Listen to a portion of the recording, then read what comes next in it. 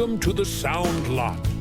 This show is broadcasting from a dusty old abandoned record store located somewhere in the upper Midwest. Here is your host, Mike Lott. It's the time of the week to listen to him speak, all about those tunes that make a young girl swoon. He will make you laugh and cry and make you wanna try to recall some useless information meant to drive your imagination. His name is Mike Lott, a man who's been around. It's the SoundLott, the best show in town. He's Mike Lott, the boys just call him cool. He's Mike Lott, the girls know he's no fool. It's wrong for him to have a song just to please his ego, but he don't mind 'cause he's too blind to see he's just an average Joe. His name is Mike Lott, a man who's been around. It's the SoundLott, the best show in town. He's Mike Lott, the boys just call him cool. He's Mike Lott, the girls know he's no fool. Listen, the SoundLott is the greatest show ever. I mean, they talk about music and the best music of all time, and the host is simply amazing. It's wrong for him to have a song just to please his ego, but he don't mind 'cause he's too blind to see he's just an average Joe. His name is Mike Lott, a man who's been around. It's the SoundLott, the best show in town. He's Mike Lott, the boys just call him cool. He's Mike Lott, the girls know he's no fool.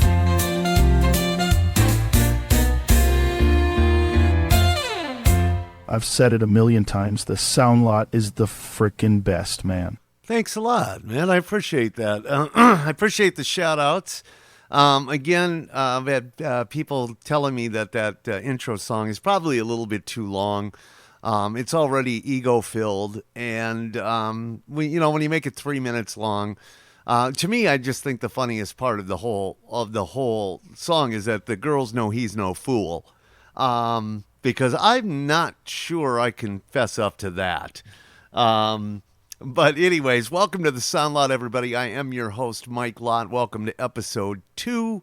We're going to have some fun on this episode. We're going to dive into a couple different things. Just to give you an idea, we're going to play a few games on this one. Just like last week, we're going to play a thing called Whose Album Is It Anyway? We're going to play the Dramatic Rock and Roll Lyric Challenge, which is one of my favorites. And then we're going to try to get into, if we have time, what I call musical Mythbusters, where we talk about a story or a myth that's sitting out there, and you get to decide whether you think it's true or is it false. There's some fun stuff in there. I'm sure there's going to be a few myths that you've probably heard, and maybe you're not sure if it's true or not. I'll clear that up today. For the question of the week, and this is where I really need you guys to comment below and give me your opinion, because I'm tackling a really big subject this week, and one that I've had with lots of friends of mine, and I'm sure it will come up once we start doing some guest hosts or having some guests on to talk music. If this is the first time that you've tuned into the SoundLott, the whole point of this show is just to talk about music. Nothing too complicated. We'll see if you can, I'll challenge your mind a little bit, see if you can see how much musical knowledge you have. We're typically going to stay somewhere from the 50s to early 2000s, because I'll be the first one to admit, I'm middle-aged now, and I don't listen to a whole lot of new music. I'll tune into some of the newer pop stuff. The country stuff, I'll just be straight honest with you on it. It's literally a formula now. And I just got to have something that sounds original. And I know pop music is always kind of on the cutting edge and always kind of pushing the envelope a little bit. I like that about pop music, so it may not necessarily be something that I want to listen to all the time, but I do appreciate often where it leads to, and that's how music evolves. What I don't like, personally, is when something gets very popular and then everybody just copies the hell out of it. And I think in country music, that's where we're at. Because I'll tune in once in a while and listen to some of the newer country. And I'm just being completely honest when I tell you, I can't differentiate between any of the male singers at all. They all sound exactly the same to me. There's nobody, with maybe a couple exceptions, of course, Chris Stapleton, Jelly Roll, that kind of set themselves aside and kind of stand out a little bit. And so, I was fortunate to grow up at a time when, my dad was really into early, what we now call classic country, the Johnny Cash's, Merle Haggard's, Willie Nelson's, all that kind of stuff, Waylon Jennings. I was fortunate enough to grow up in that era of music because I really loved that country music, even some of the more polished 60s stuff, the Ray Price, Patsy Cline, that kind of thing. And then I feel like country music lost its way in the 80s and became way too poppy again. With the exception, to me, I think there's really only 3 exceptions for the most part in the 80s, and that's Randy Travis, Reba McEntire, and the Judds. Those 3 stayed pretty true to what country was, and that's why they're 3 of my favorite artists. And then in the 90s, when I got out of high school, that's when I feel like it was really the rebirth of country music, where you had guys like Alan Jackson and Vince Gill, obviously Garth Brooks. Those guys brought country back. And then it kind of evolved into that. I think people give Garth Brooks a lot of credit for adding a more rock and roll sound to country music. I'm not sure he deserves that mantle.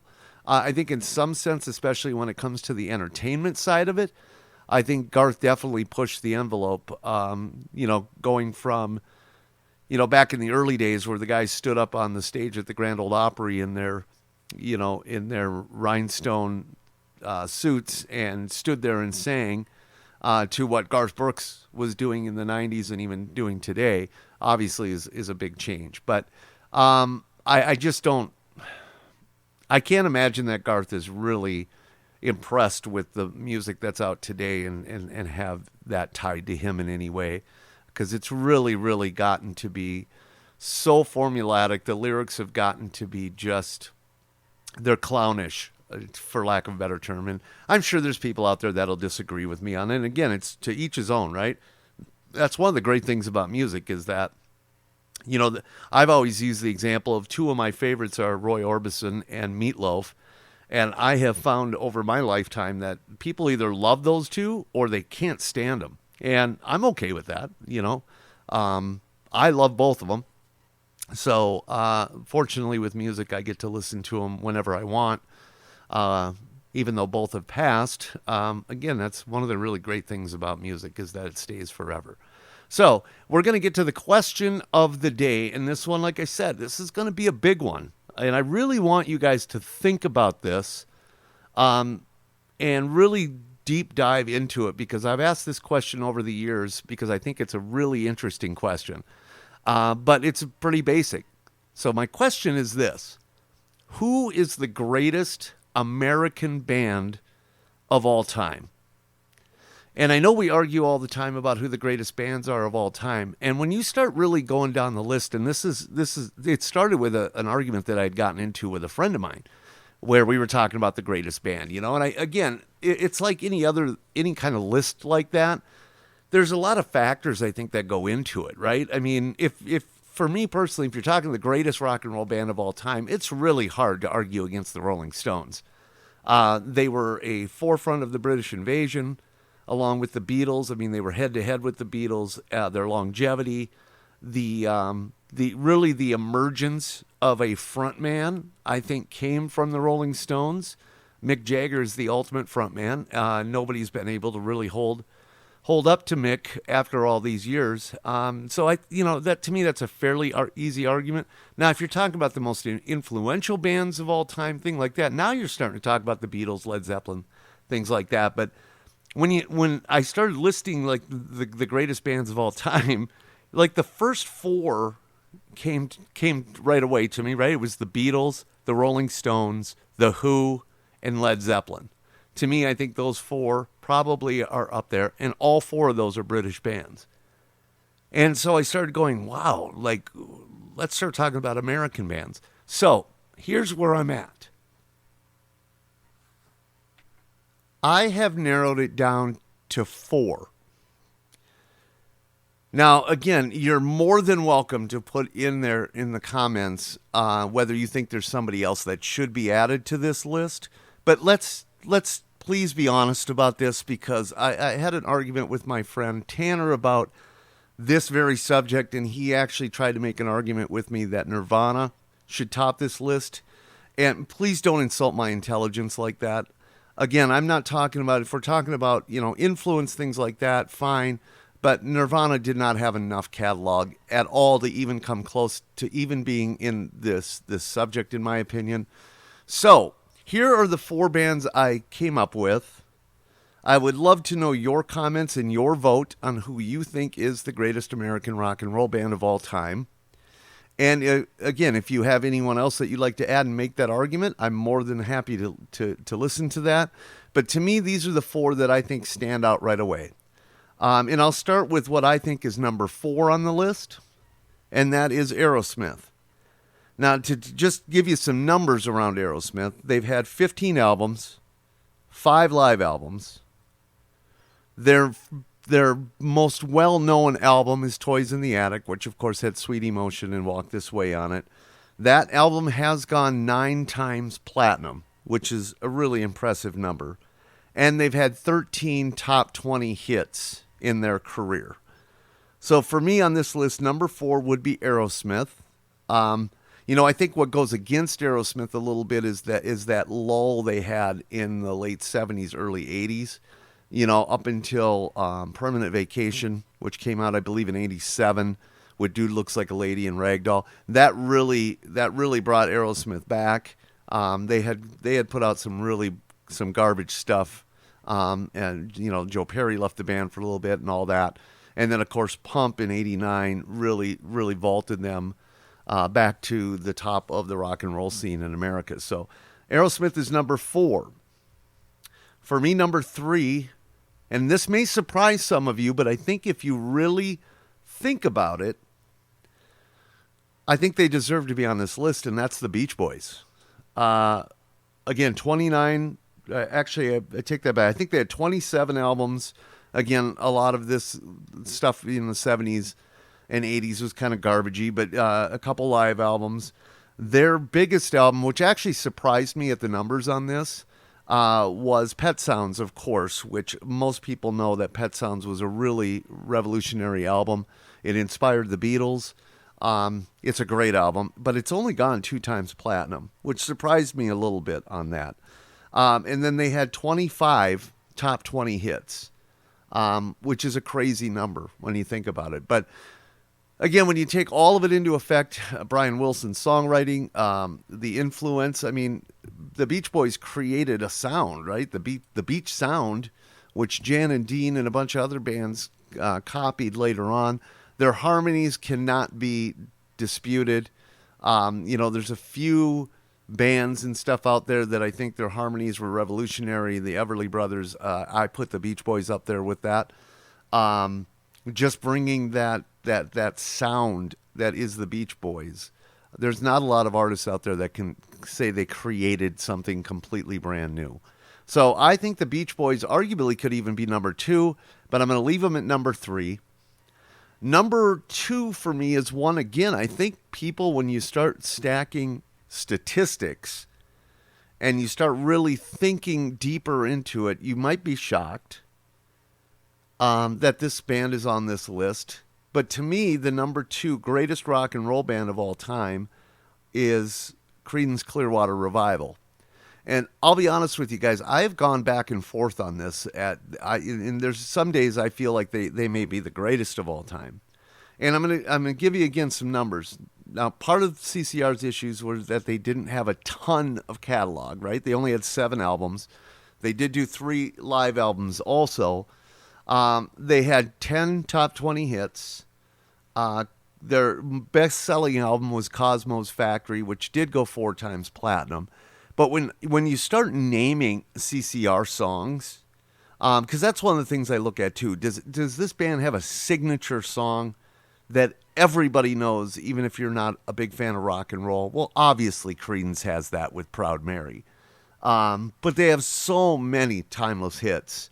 There's a lot that have kind of come back again, like Bad Moon Rising, Green River, Have You Ever Seen the Rain, Who'll Stop the Rain? All those songs are kind of coming back. And the other thing about CCR that I think sets them apart is that nobody in all of music sounds like John Fogerty.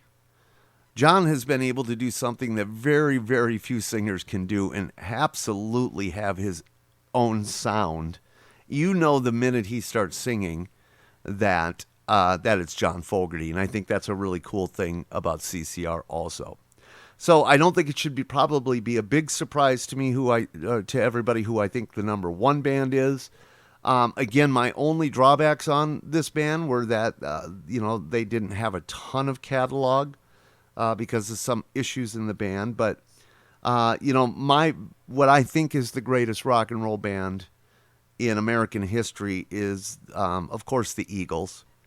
And I think there's a couple reasons why for the Eagles. I think the changing of the sound, because of the changing of the band members, I think leads even more in that direction, that the Eagles can appeal to almost anybody.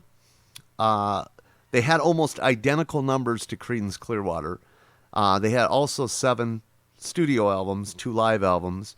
Of course, their biggest album, which is one of the biggest albums in the history of popular music, and this number may stagger you as it did me, but Hotel California, that album, actually has gone 2 times diamond, which is incredible. There's only a handful of albums that have been in that category. 13 top 20 hits. Again, signature song. I would say that, when you think of Mount Rushmore songs that everybody knows and everybody loves, Hotel California is got to be on that Mount Rushmore. It's just one of those iconic songs that never seems to die. In fact, in a lot of ways, I think it's gotten more popular over the years. So that's my list. So to me, the greatest American rock and roll band are the Eagles. Again, when you look at the solo careers of Don Henley and Glenn Frey, and of course Joe Walsh, just all those things that come together, I really do. I'm really confident in feeling comfortable in saying that I think the Eagles are the greatest American band. And then number 2 is Creedence Clearwater Revival. Number 3 are the Beach Boys. Number 4 is Aerosmith. So that's my top 4. I'd love to have you guys comment below. Tell me if I'm nuts. Tell me if you agree with me. Tell me if there's another band that I'm missing, because there's a lot of bands out there. You guys all probably know, for those that know me, that I'm a huge Kiss fan, and you can argue that Kiss should be in that conversation. I don't, Kiss has got the albums and the album sales, and of course the persona and everything about Kiss. I just don't think that Kiss has, when you start talking about album sales in a sense of 2 times diamond, 9 times platinum. Obviously they don't have the top 20 hits because they've never been a big radio play band. But, Kiss would probably be my number 5 band there. But again, you got to remember, it's got to be an American band.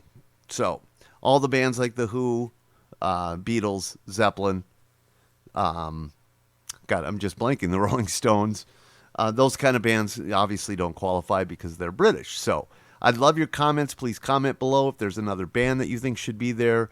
If I'd love if you guys could rank yourselves. What are the top 4 for you? And give me some reasons why. because we are going to try to finally figure out who the greatest American rock and roll band is and put that to rest so we don't have to have any more stupid arguments about whether Nirvana, Soundgarden, bands like that deserve to be in that category. Of course, the one band that I left out that I think certainly could be argued this is Metallica. I know I'm going to get a lot of that. Again, when I'm talking about the greatest American band, I'm trying to find that all around appeal, right? My dad would listen to the Eagles or CCR, and obviously the Beach Boys. I'm not sure my dad would listen to Metallica or, even my older sister, somebody like that. So that's why I left Metallica off this list, but you can certainly argue that they're in this top 4. In fact, I'm actually thinking while I'm live on air here that I may actually put Metallica in place of Aerosmith and put them number 4. So please comment below. So right now we're going to do something that I absolutely love to do, and that's give you This Week in Music History. Ask not what your country can do for you. Ask what you can do for your country. Mr. Gorbachev, tear down this wall. A date that will live in infamy. It's time for your history lesson. This Week in History is presented by Rumpus, the compass that always points towards roast beef. Here are your headlines for the week. In 1956, Chuck Berry recorded his iconic rock and roll hit, Roll Over Beethoven, for Chicago's Chess Records. The song, which contained the famous refrain, Roll Over Beethoven and Tell Tchaikovsky the News, was said to be inspired by Berry's rivalry with his classically trained piano-playing sister, Lucy. On April 17, 1960, American singer-songwriter Eddie Cochran died at the age of 21 in a car crash while on tour in England. Born Ray Edward Cochran in Minnesota, the teen heartthrob began his music career in 1954 as part of a duo called the Cochran Brothers before launching his solo career. He co-wrote most of his biggest hits, including Summertime Blues, a top 10 U.S. smash in 1958. In 1971, all 4 ex-Beatles were in the UK singles chart at the same time. George Harrison's My Sweet Lord went to number 1, while Paul McCartney's Another Day, Ringo Starr's It Don't Come Easy, and John Lennon's Power to the People all made the top 10. In 1980, Australian rockers AC/DC recruited singer Brian Johnson to replace their original frontman, Bon Scott, who died earlier that year. Johnson, who cut his teeth with the British group Geordie, successfully auditioned for the band after Slade's Noddy Holder declined to join the Antipodean Rockers. In 1985, Wham! Became the first ever Western pop act to have an album released in China with their second LP, Make It Big.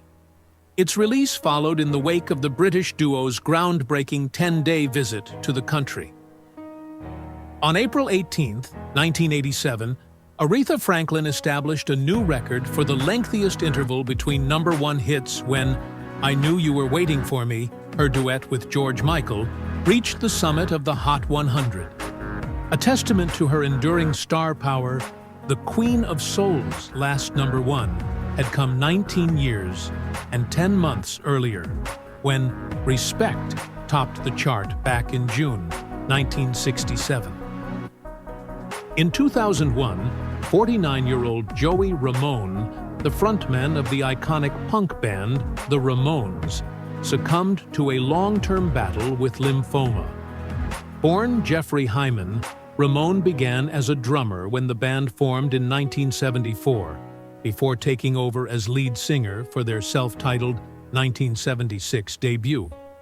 Viewed as the antidote to the overindulgences of progressive rock, the Ramones helped ignite the punk rock revolution and became renowned for their short, fast songs, driving guitars, and infectious choruses. On April 13, 2009, record producer Phil Spector was convicted of murdering actress Lana Clarkson in his home 4 years earlier. The verdict came in the wake of a 5-month retrial that followed the original 2007 court case against him, which had resulted in a mistrial decision after the jury failed to reach a unanimous ruling.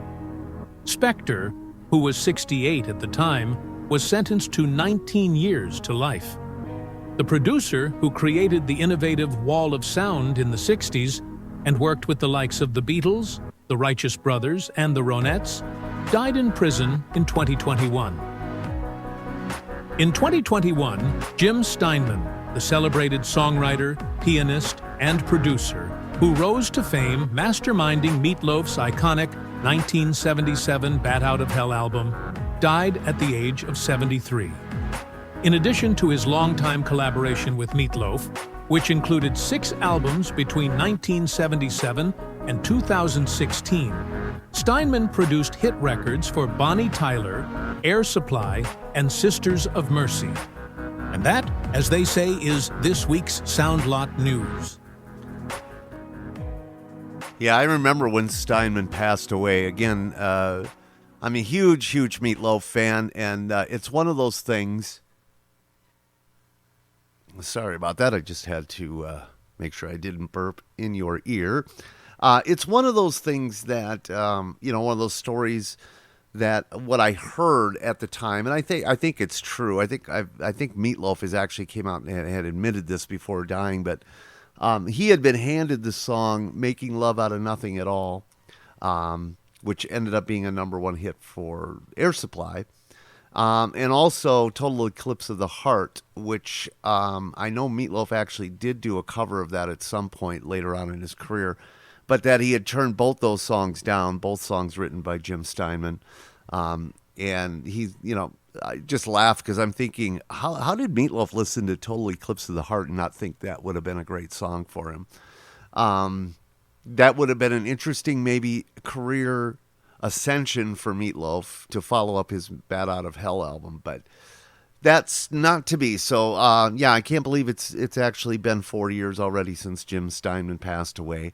But that was this week in the news. It seems like every week that we have some really cool things to look back on. Obviously Eddie Cochran dying was a big deal. I never knew until this news clip that Chuck Berry, when he wrote Roll Over Beethoven, that was kind of a slam on his, classically trained sister. It doesn't surprise me if you've ever read anything about Chuck Berry. He was a bit of an ass, In fact, later on in his career, and again, I try not to judge Chuck because I know Chuck had gotten a raw deal very early in his career. But there's a couple things that Chuck had done later on in his life that I just think are kind of BS.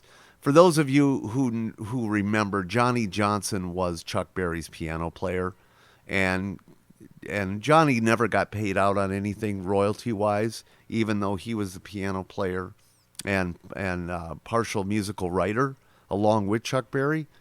And Keith Richards and a group of people back in, I think it was the late 80s, maybe early 90s, had decided to take Chuck to court on behalf of Johnny Johnson to try to get him some money because Johnny was pretty much homeless. I think he was driving a school bus or something like that.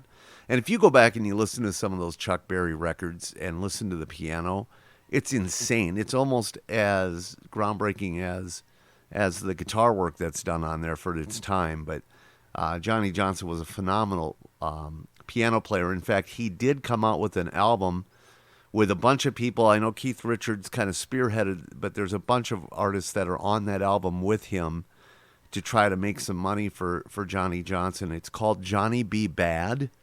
Now, I think Johnny has passed on now, but still, if you want a really great record, go out and see if you can find Johnny Johnson, Johnny Be Bad. But long story short, they took him to court. Johnny Johnson gets up on the stand and is asked, did you write any of the songs with Chuck Berry? And Johnny, not being very educated, was thinking what they were asking is, did you write any of the lyrics to the song? And so he answered it as no, that was, all of that was Chuck. Instead of understanding that, there's a difference between being the writer of the lyrics and the writer of the music. Johnny did write some of the music with Chuck, and so they ended up getting the case thrown out, and he wasn't able to win that case. But and then there's the other story about Chuck Berry about later on when he would tour, he would purposely not have a backing band.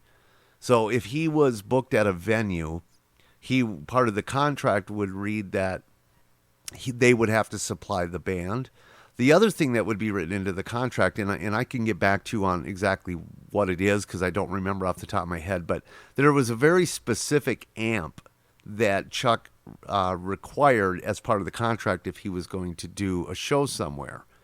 And so what he would do is he would literally pull up 10 minutes before he's supposed to go on in his old Cadillac, grab his guitar, jump out, and walk up on the stage. And if that amp wasn't there, he would refuse to go on. And they would have to literally renegotiate his contract on the spot, or especially if he was headlining, he would pull this kind of stuff. And then end up having to get paid more. Now, again, you can argue, look, they didn't keep their end of the bargain on the contract, but it's a very hard to find amp is if I remember the story correctly. So Chuck knew what he was doing, right? But it's still kind of to me it's still kind of a dick move, right? I mean, those people are there to see you. You're headlining the show. There's a lot of people that are depending on you to come out. That's the career you chose, and it's not their fault that you've had some contractual issues and some issues in the past. So, like I said, I love Chuck Berry. He's one of my favorites, but not a guy I necessarily think would have wanted to spend a whole lot of time with. So here's the next thing we're going to do. I have a special presentation coming up for you here in just a little bit, and it's one of those things I was looking at. I was going to do a kind of a deep dive into Buddy Holly's career, because I'm deathly afraid of the fact that people like Buddy Holly are going to be forgotten, and that each generation that goes by, the music just is going to go by the wayside, and it's going to be forgotten. And Buddy Holly is one of these people that cannot be forgotten, ever be forgotten. And so I was going to do a deep dive into that, and I started doing some research on it to get ready to do the presentation for you guys. And then it hit me. I was like, you know what? I'm going to do that later. I think I'm going to do that as an anniversary next spring or next winter when on the anniversary of Buddy's death, along with Richie and Big Bopper. But I started looking into like how many plane crashes there have been and musicians and all this kind of stuff, and it just kind of hit me like, you know what? There's been some very significant people in the music world that we have lost way too early because of aviation issues, and it seems crazy, but it's one of those things that I think it shocks people and so what I decided to do is I picked out, I think it was 7 different situations, and I'm giving you a little bit of background on those artists, and then giving you some of the detail of what happened in the crash. And I think when you come away from this presentation, I think you're going to feel kind of the same way I did after doing the research and putting it all together, that this is just senseless, and how many decisions we make as human beings that are just senseless.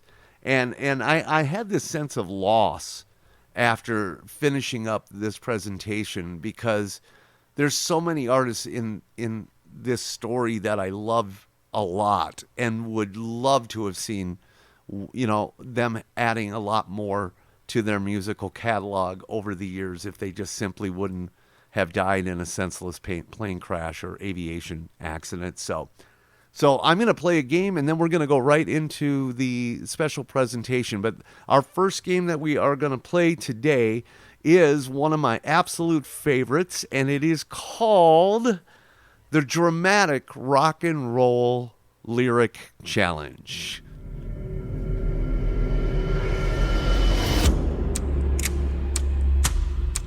Can you feel it? Can you feel the tension? Are you starting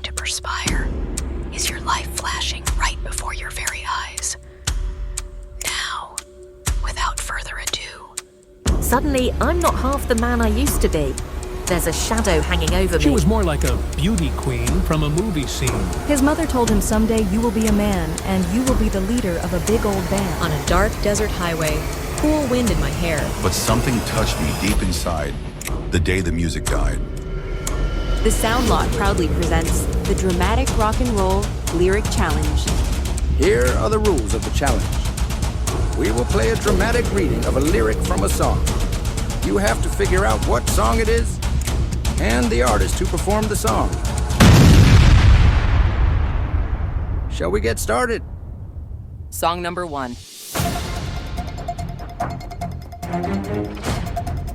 What do you think you'll do then? I bet they shoot down the plane. It'll take you a couple of vodka and tonics to set you on your feet again.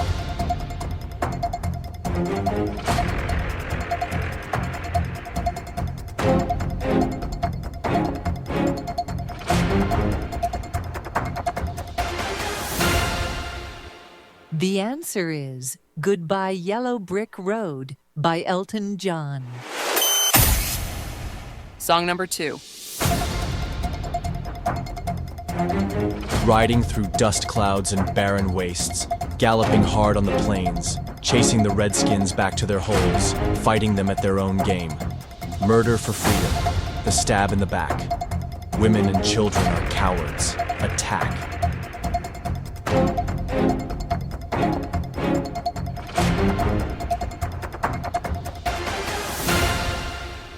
The answer is Run to the Hills by Iron Maiden. Song number 3. I'll play along with the charade. There doesn't seem to be a reason to change. You know, I feel so dirty when they start talking cute. I want to tell her that I love her, but the point is probably moot.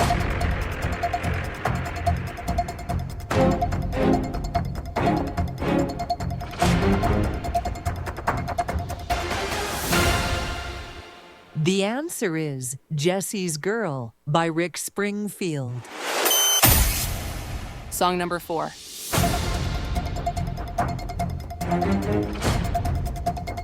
Same old song, just a drop of water in an endless sea. All we do crumbles to the ground, though we refuse to see.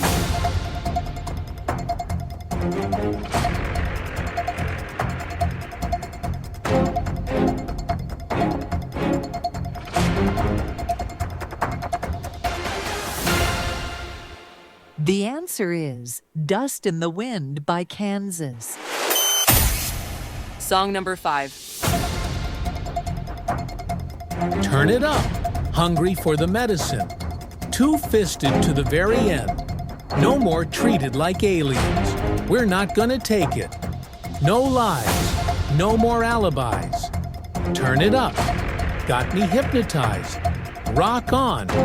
Won't be tranquilized.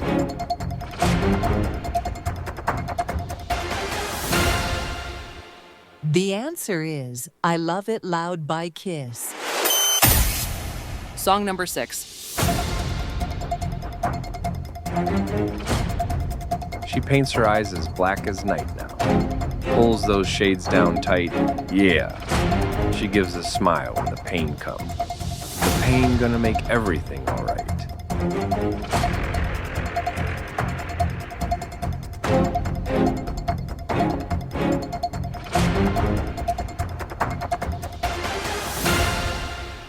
The answer is She Talks to Angels by the Black Crowes. So how did you do? Sometimes it just takes the right melody to make the right words soar. Join us again next time for another dramatic rock and roll lyric challenge. Yeah, that was a good one. You knew at some point I was going to throw Kiss in there. So all my Kiss fans out there, the Kiss Army, if you did not get that by those lyrics, then shame on you. I Love It Loud, one of my favorite songs written by Gene. Gene just had a way of sitting down and writing some lyrics that just fit his personality. I Love It Loud is definitely one of those. For those of you who are just maybe venturing into the world of Kiss, may I please be one of the people that tell you, go out and buy Creatures of the Night. That album is very underrated. It was really the end of Kiss. There's been a lot of talk back and forth about how much Ace Frehley actually was a part of that album. When you listen to it, I'm guessing there's very little of it. It was mostly Vinnie Vincent at that point. But it's still a great album, and Kiss's record sales at the time, because that was the album that followed the disastrous rock opera The Elder, and Kiss had really reached the end of the road at that point, crossroads for the band. They ended up having Ace Frehley leave the band. Chris had left the band a couple years before. So this was the second album with Eric Carr playing drums on it. And it's really a great album. After that, the Casablanca, I believe, went, which was Kiss's record label. I can't remember if they went bankrupt or if they dropped Kiss from the label. I know they had gone bankrupt pretty soon after that, if that wasn't the reason Kiss had to switch labels. They end up going to Mercury. Then they do the unthinkable, and they decide to come out with a brand new album in 1983. The album was called Lick It Up, and it was the rebirth of Kiss because they decided on MTV to remove their makeup and show people what they really looked like for the first time. And it was a pretty dramatic moment in rock and roll history when Kiss did that. Of course, Lick It Up itself became a pretty great selling album for them, followed up by Animalize. And then, like I said, Kiss was right smack in the middle of that early hair band stage and completely resurrected their career. So there's my rant on Kiss. But again, like I said, if you don't know what Kiss albums to go out and get, if you're looking for something with maybe a little bit deeper stuff on it and not necessarily just the big hits, they did have, a hit with I Love It Loud. Was probably the biggest hit off the album. They had a ballad called I Still Love You, which they played live for many, many years. After that, it was an opportunity for Paul Stanley to kind of show off his voice, including MTV Unplugged. They actually played I Still Love You on that concert. And then, there's Creatures of the Night, which is a really cool song to me. It's a little completely different than what Kiss had been doing before. And then finally, to me, my favorite song on the whole album, which I cannot believe they have not used this song for one of either the second or the third Iron Man song or Iron Man movie, because when they introduced the character War Machine, there would have been no better theme song for them to play than War Machine from Kiss. So I don't know if they tried to get the rights to it and Kiss wouldn't allow them. But the other cool thing about that song that you might not know is it was actually co-written by Bryan Adams. Yes, that Bryan Adams, the Cuts Like a Knife Bryan Adams, co-wrote that with Gene Simmons. And my understanding of just listening to a recent interview with Bryan Adams is he's coming out with an album of stuff that he has written, and some stuff that he has co-written, and he supposedly has a version of War Machine that he has recorded and is going to release or has released. I haven't looked for it yet. If I do find it, though, I'll let you guys know, but I'm curious to see, maybe hear Bryan Adams' actual version of that song. So, without further ado, folks, we're going to get into the special presentation of the day.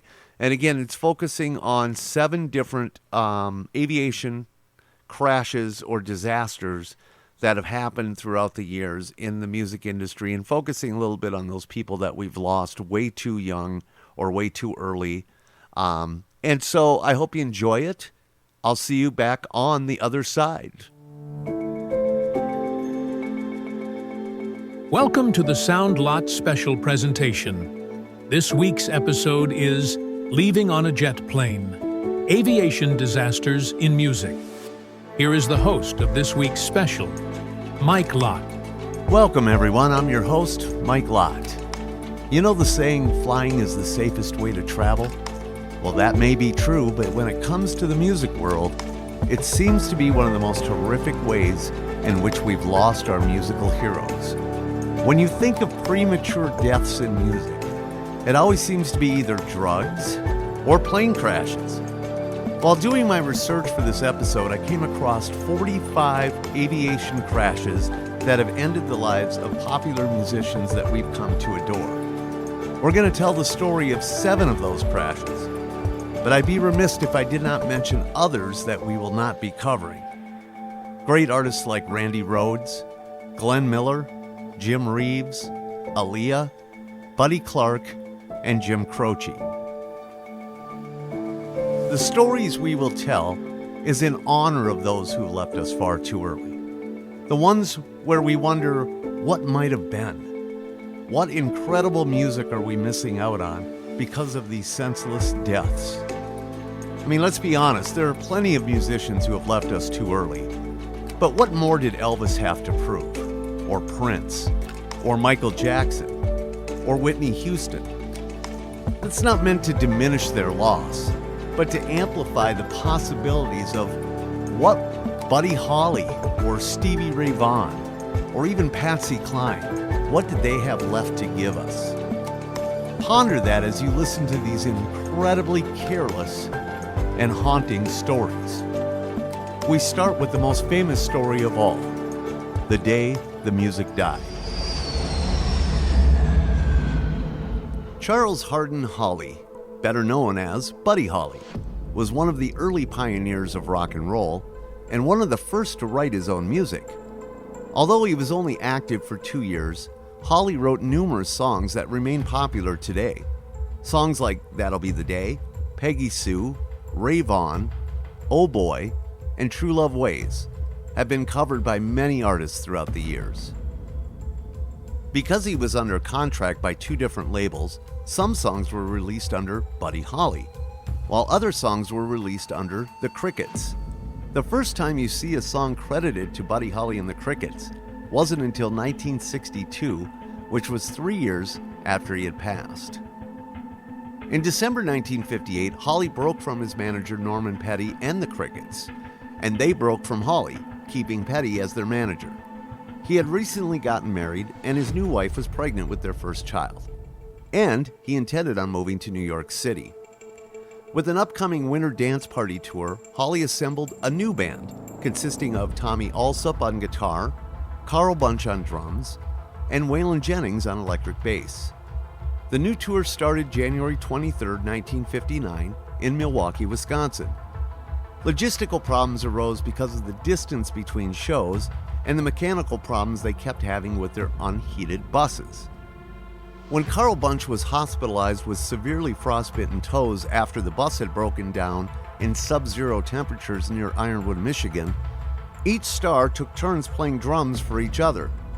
So for their Green Bay, Wisconsin and the Clear Lake, Iowa show, Buddy Holly played drums for Dion and the Belmonts, who were also on the tour. Dion played drums for Ritchie Valens, and Ritchie Valens played drums for Buddy Holly. At some point, Holly decided to seek another form of transportation. On February 2nd, before their show in Clear Lake, Iowa, Holly had chartered a 4-seat Beechcraft Bonanza for Waylon Jennings, Tommy Allsup, and himself to fly to their next show in Moorhead, Minnesota, via Fargo, North Dakota. The rest of the band would take the tour bus. Tommy Allsup agreed to flip a coin with Ritchie Valens to see who would fly in the plane. Valens called heads and won. He reportedly said, "That's the first time I've ever won anything in my life." Waylon Jennings voluntarily gave up his seat to J.P. Richardson because he had had the flu and didn't want to drive in the freezing cold bus. When Holly had learned of the switch, he jokingly said to Jennings, "Well, I hope your damn bus freezes up." In response, Jennings said, "Well, I hope your old plane crashes," something that haunted him for the rest of his life. Richard Stephen Valenzuela, or Ritchie Valens, was a forefather of the Chicano rock movement. Known as the Little Richard of San Fernando, he had 2 huge hits, La Bamba, adapted from a Mexican folk song, and Donna, a song written for his girlfriend, Donna Ludwig. In only 8 months, Valens was a rising national star who performed all over, including Hawaii and the famous Apollo Theater in New York. Giles Perry Richardson Jr., otherwise known as the Big Bopper, was a local disc jockey near Lamar College in southeast Texas. After he returned from his 2-year stint in the United States Army, he resumed his radio career and also began writing songs for other artists.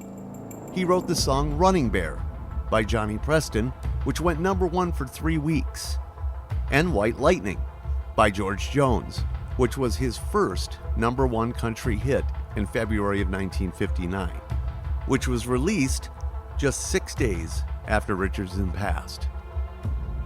But the biggest hit of all, he kept for himself, Chantilly Lace. The song peaked at number 6, but spent 22 weeks in the top 40, and it was also the 3rd most played song in 1958. His son, J. Perry Richardson, was born 2 months after his death, in April of 1959.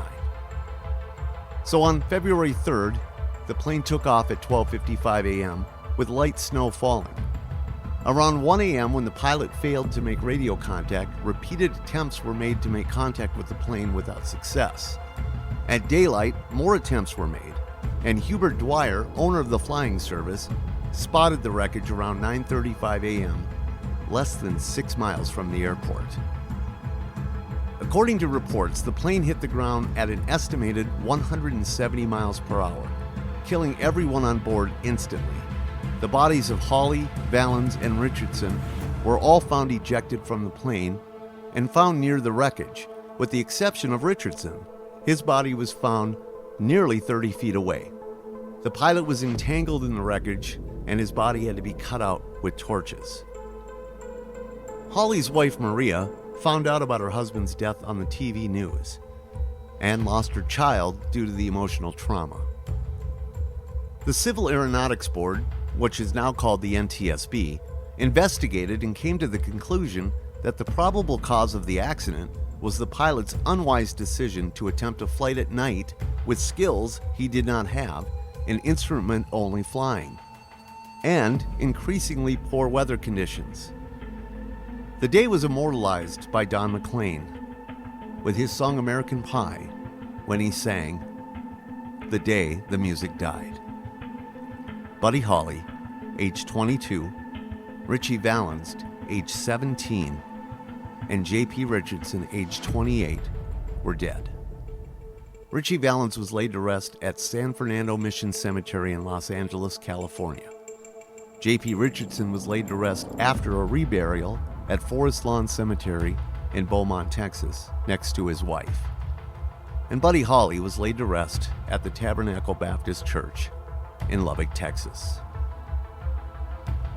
Lynyrd Skynyrd was an American band formed in 1964 in Jacksonville, Florida, originally known as My Backyard. In 1968, they changed their name to Lynyrd Skynyrd, named after a character from Alan Sherman's song Hello Mutta, Hello Fata, and their gym teacher from Robert E. Lee High School, who was known for enforcing the school's policy against boys having long hair. After many years of touring, they finally mastered their sound, now known as Southern rock, by mixing country, blues, and even a little British rock influence. In 1972, the band was finally discovered by Blood, Sweat and Tears producer Al Kooper. They released their debut album in 1973 featuring the hit song Freebird, and it sold over 1 million copies and was awarded a gold album. After touring with The Who in 1973, their second album, Second Helping, was their huge breakthrough featuring the now rock and roll standard Sweet Home Alabama, which was a response to Neil Young's song Southern Man, and reached the top 10 on the charts. The next few years saw various changes in the band members, including their producer. In 1976, both bandmates Gary Rossington and Alan Collins were involved in car crashes over Labor Day weekend, causing the band to cancel some concert dates. Rossington's drug abuse and car crash inspired singer Ronnie Van Zant and Alan Collins to write the hit That Smell. In 1977, the band released the album Street Survivors with new guitarist Steve Gaines, who joined the band a year earlier. It features the classics That Smell and What's Your Name. Van Zandt was so impressed with Gaines that he was quoted as saying that the band would all be in his shadow one day. On October 20th, 1977, following a concert in Greenville, South Carolina, the band chartered a Convair CV-240 plane headed for Baton Rouge, Louisiana, to perform at Louisiana State University the following evening. After running out of fuel, an emergency landing was attempted, but the plane crashed in the heavily wooded area near Gillsburg, Mississippi, killing band members Ronnie Van Zant, Steve Gaines, his sister and backup singer Cassie Gaines, assistant road manager Dean Kilpatrick, and the pilots Walter McCreary and John Gray. All other band members, road crew, and tour manager Ron Eckerman suffered serious injuries but survived. During the flight, Van Zant was on the floor sleeping while other passengers were playing cards. Sensing something was wrong, drummer Artemis Pyle entered the flight deck and was told by the captain to sit down and strap himself in. As they realized the plane was going to attempt a crash landing, the passengers were silent, while some prayed. As the plane began striking trees, it broke apart violently. Some of the survivors were able to leave the site and make it to a local farm, where the owner of the farm mistook them for escaped convicts and actually fired a warning shot in the air, until realizing that they were plane crash victims. Cassie Gaines had always been very fearful of flying in the 30-year-old plane because, as one band member said, "We were flying on a plane that it looked like it belonged to the Clampett family," referring to the classic TV show The Beverly Hillbillies. But Van Zant convinced her not to ride in the cramped equipment truck like she usually did. In fact, Aerosmith was considering chartering the same plane for their Draw the Line tour, but refused, stating that neither the plane or the crew were up to standard. In sad irony, the band had planned to replace their plane with a Learjet once they arrived in Baton Rouge. According to the NTSB, the fuel gauge, which had malfunctioned many times before, may have been malfunctioning again, and that the pilots should have manually verified the fuel tanks before takeoff. Crew inattention to fuel supply is the official cause of the crash.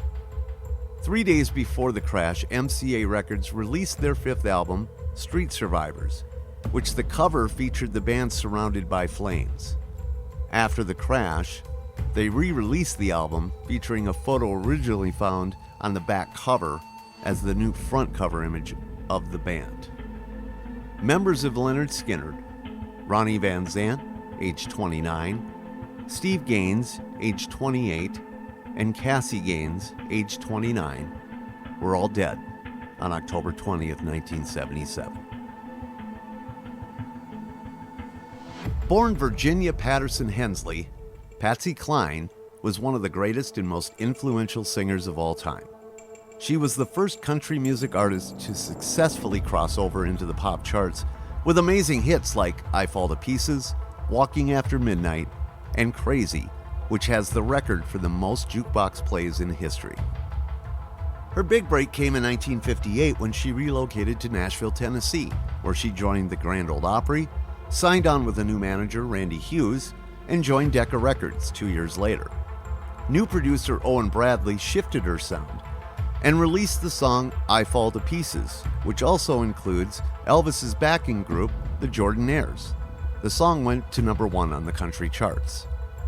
On June 1961, her car was struck head-on by another vehicle. The impact threw her directly into the windshield, causing extensive facial injuries. Among her injuries, Cline suffered a broken wrist, dislocated hip, and a large cut across her forehead, barely missing her eyes. Her friend Dottie West heard about the accident by the radio and rushed to the scene, helping to remove pieces of broken glass from her hair. When she was brought to the hospital, her injuries were life-threatening, and she was not expected to live. She underwent surgery and survived. According to her husband, Charlie Dick, upon waking up, she said to him, "Jesus was here, Charlie. Don't worry. He took my hand and he told me, 'No, not now. I have other things for you to do.'" She spent a month recovering in the hospital. After being released, the label released her next single, Crazy. Written by Willie Nelson, her husband Charlie had heard it and brought the song to Patsy to record. She didn't like it. In fact, she was quoted as saying, I don't care what you say, I don't like it, and I ain't gonna record it, and that's that. Her producer also liked it and convinced her to record it. She did not care for Willie's version and changed the style and edited out the spoken part from the demo version. She also had difficulty recording it because of the high parts caused pain with her still recovering ribcage. A week later, she returned to the studio and cut the song in one take. It became her biggest selling song and is now considered a country music standard. She would go on to record 2 more albums, Showcase and Sentimentally Yours, and have numerous hits both on the country and pop charts. She won Favorite Female Vocalist from Billboard magazine and performed for a month in Las Vegas. In February 1963, Patsy would record her final recordings, the songs Sweet Dreams, Faded Love, and He Called Me Baby. On March 3, 1963, she performed at a benefit concert for the family of disc jockey Cactus Jack Call, who had died in a car crash a month earlier. Despite being sick, she performed the lunch, dinner, and late-night show to a standing room-only crowd. She was unable to fly out of the Fairfax airport the next day because of fog, and was offered to take the 8-hour car ride to Nashville with Dottie West and her husband, but she turned it down. Billy Walker gave up his seat to Hawkshaw Hawkins to take a commercial flight to help a family member who had fallen ill. So on the plane were Patsy, Hawkshaw, Cowboy Copas, and her manager and pilot, Randy Hughes. The plane left and stopped in Rogers, Arkansas to refuel and then landed in Dyersburg, Tennessee.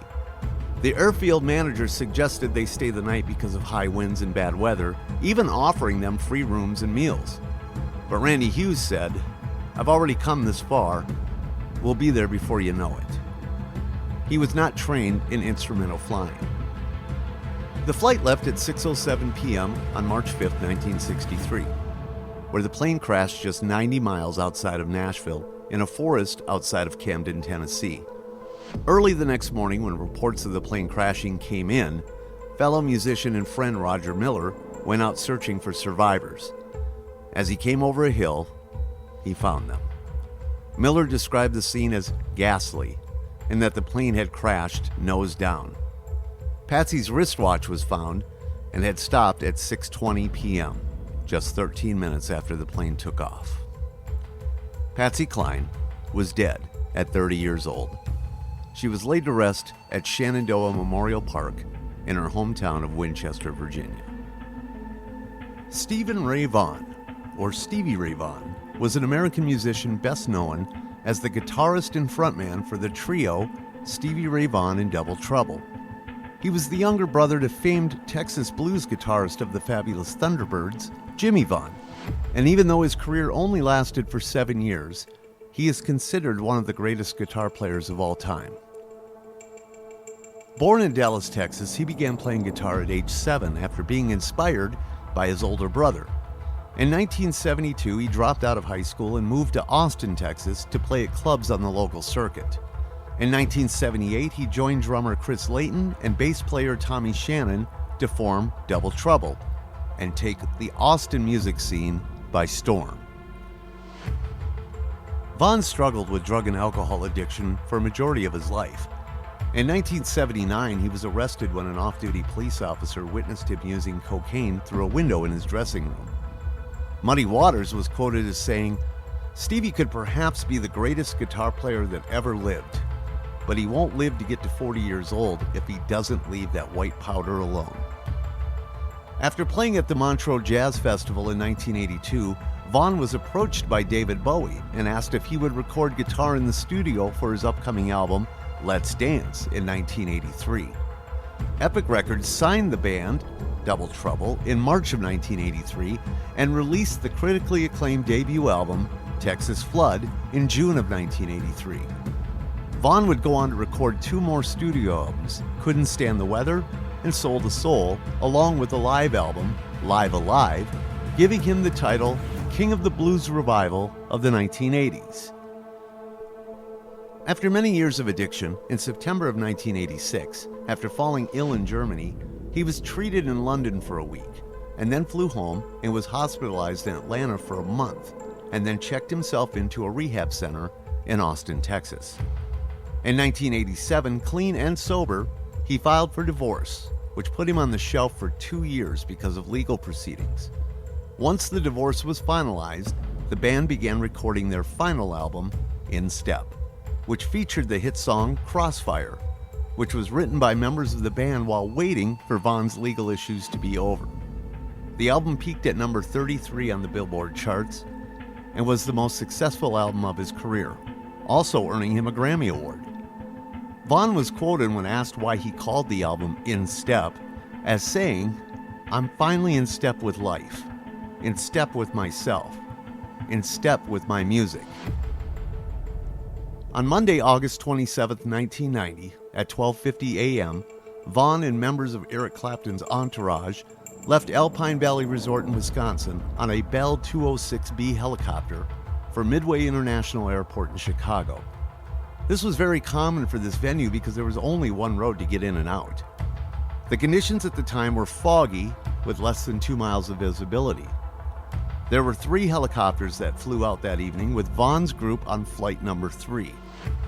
Because of this, their helicopter remained at a lower altitude than the others, and the pilot decided to turn southeast, which was directly into a rising terrain.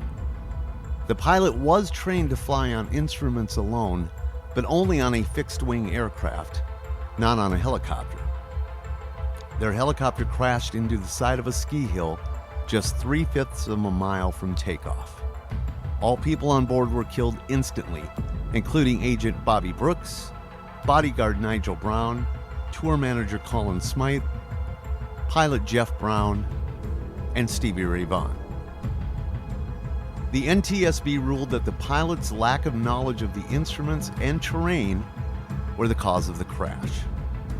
At Vaughn's funeral, his body was led by a white hearse along with over 3,000 mourners, including Buddy Guy, members of ZZ Top, Bonnie Raitt, Jeff Healey, and Stevie Wonder. His grave marker reads, "Thank you for all the love you passed our way." Stevie Ray Vaughan, dead at age 35, and laid to rest at Laurel Land Cemetery in Dallas, Texas. Otis Redding was an American singer-songwriter, nicknamed the King of Soul, who influenced many artists that followed him. He was influenced by Little Richard, and early in his career, he was only singing cover songs of Little Richard, Solomon Burke, and Sam Cooke. He dropped out of high school at 15 and was working with Little Richard's backing band, the Upsetters. He then went on his own and recorded for Stax Records with his first hit, These Arms of Mine, in 1962. Redding would go on to be quite an accomplished writer himself, writing such standards as Respect, which was a hit for Aretha Franklin, Hard to Handle, and Sittin' on the Dock of the Bay, which became the very first single to ever go number 1 on the charts when released after the singer's death. Redding became one of the most iconic soul voices at a time when he had many artists to compete with. After playing 3 concerts in 2 nights in Cleveland, they were set to play in Madison, Wisconsin, near the University of Wisconsin. On December 10, 1967, during heavy rain and fog, the plane took off with Otis Redding and members of the band The Bar-Kays. The lone surviving member, Ben Cauley, was sleeping shortly before the crash and woke up to see fellow bandmate Phelan Jones yell, "Oh no!" The last thing he remembered was unbuckling his seatbelt and then holding onto a seat cushion to stay afloat in the freezing water. 4 members of the Bar-Kays, Jimmy King, Phelan Jones, Ronnie Caldwell, and Carl Cunningham, along with valet Matthew Kelly, pilot Richard Frazier, and Otis Redding, were dead. The cause of the crash has never been determined. More than 4,500 people were on hand for Redding's funeral. Sittin' on the Dock of the Bay was released a month later as a single and sold 4 million copies. Otis Redding was dead at 26 years old. He was laid to rest at his ranch in Round Oak, Georgia. Born John Henry Deutschendorf Jr., John Denver was an American country and folk singer, songwriter, and actor. He was one of the most popular and best-selling artists of the 1970s. He sold over 33 million albums and also recorded 33 albums. He had 4 number 1 hits with songs like Annie's Song, Sunshine on My Shoulders, I'm Sorry, and Thank God I'm a Country Boy. Surprisingly, his best-known song, Take Me Home Country Roads, peaked at number 2 on the Billboard charts. He also had a successful acting career, best known for his role alongside comedian George Burns in the 1977 hit movie Oh God. He was also friends with Jim Henson and was a fixture on The Muppet Show, including 2 specials. He started playing guitar at age 11 and began playing clubs while in college. Randy Sparks, the founder of the New Christy Minstrels, suggested he change his name, in which he did. He attended Texas Tech University but later dropped out and moved to Los Angeles, where he played in a couple of trios. In 1967, he made a self-produced demo of some of his original songs that he played live. One featured song was called Babe, I Hate to Go. The song was later renamed Leaving on a Jet Plane. He gave copies of the song out as Christmas presents, and his former producer of one of his trios, who also produced Peter, Paul, and Mary, offered them the song to record. The song went number 1. Without a lot of backing from his label, Denver started playing free concerts and promoted himself as the writer of Leaving on a Jet Plane. 2 albums later and a solid fan base, he finally had his breakthrough. The 1971 album Poems, Prayers, and Promises, with solid radio play of Take Me Home Country Roads, started a series of hits over the next 4 years, with the 1972 album Rocky Mountain High reaching the top 10 on the charts. 1974 and 1975 saw Denver reach new heights, with 4 number 1 songs and 3 number 1 albums. Around this same time, he became an outspoken critic in politics. His main causes were the environment, the poor and homeless, and the AIDS crisis in Africa. Denver would have a few more top 30 hits by the end of the 70s, but would never dominate the charts again. He would focus on various charitable associations and tour all over the world, including Russia and China. In 1985, he wanted to join in on the recording of We Are the World, but was rejected because he did not have a pop music image. One of his biggest passions was flying. His father taught him in the mid-1970s, leading to their reconciliation, and in 1980 even co-hosted a TV special together on the history of flight. In April 1989, Denver was involved in a plane accident in his vintage 1931 biplane when wind gusts caused the plane to spin around and cause extensive damage. Denver was not hurt in that accident.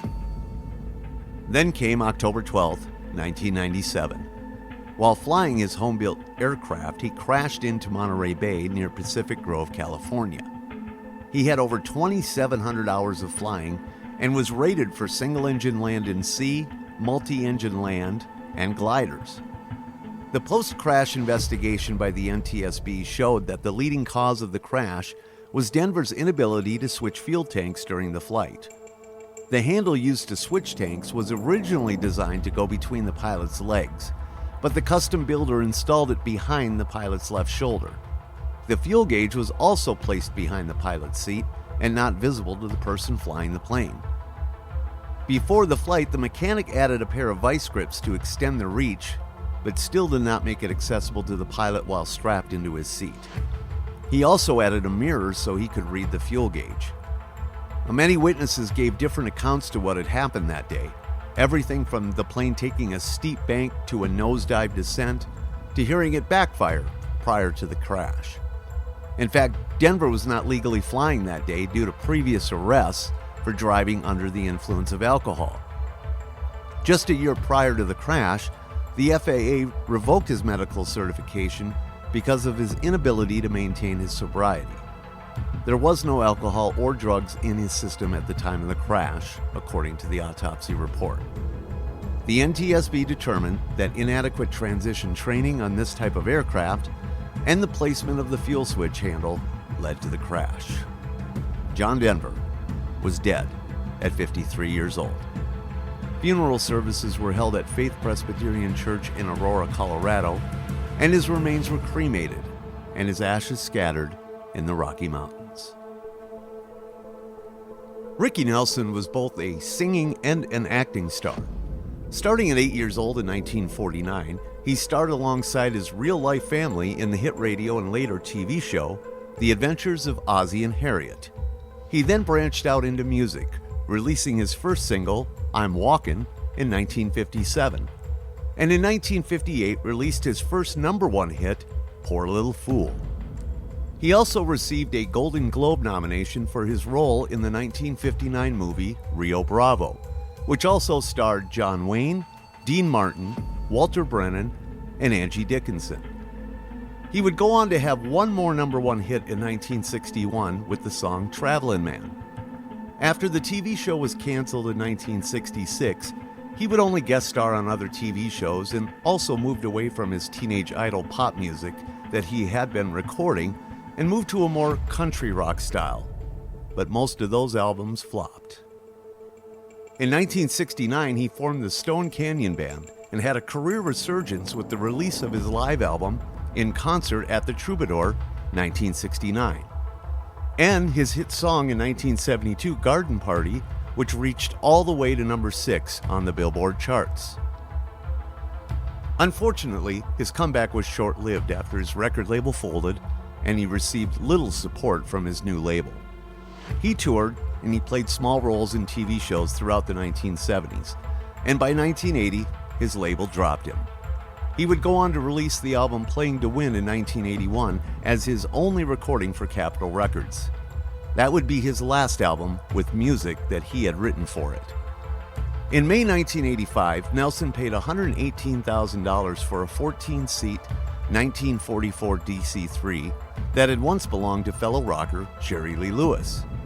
After Nelson purchased the plane, it had constant mechanical issues. In fact, one incident, a malfunctioning ignition magneto, forced Nelson to miss the first Farm Aid concert in Illinois. In December 1985, Nelson and the Stone Canyon Band left for a 3-stop tour in Florida, Alabama, and Texas. On New Year's Eve, the plane departed Guntersville, Alabama for a New Year's celebration in Dallas. Around 5:14 p.m., the plane crashed into a cow's pasture just northeast of Dallas, less than 2 miles from the landing strip, killing everyone on board, except the 2 pilots who escaped through the cockpit windows with extensive burns. Many rumors have surfaced over the years about what caused the fire on the plane that forced it to crash land. Some witnesses say the plane was on fire before trying to land, and another rumor was the passengers were freebasing cocaine and it exploded, causing the fire. According to the official NTSB report, although the plane was filled with smoke, it landed and came to a stop before it was swallowed in flames. It appears that all 7 passengers were towards the front of the plane, trying to escape when the flames engulfed them. After a year-long investigation, the NTSB concluded that a definitive cause could not be determined, but it was more than likely the result of a fire caused by the plane's gas-powered cabin heater that had not been working properly. Ricky Nelson was dead at 45 years old.